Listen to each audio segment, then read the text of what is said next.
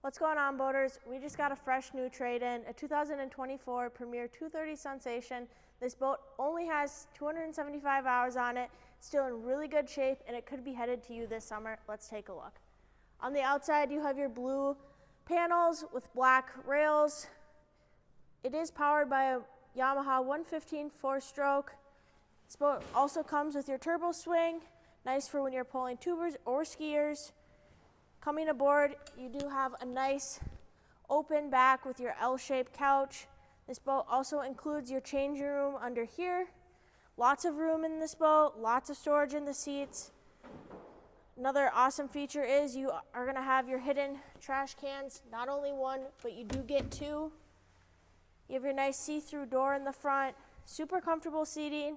You have your JL audio. This boat is probably not going to stick around long. You're going to want to come see it for yourself at MarineMax Nisswa or visit it on our website at MarineMax.com.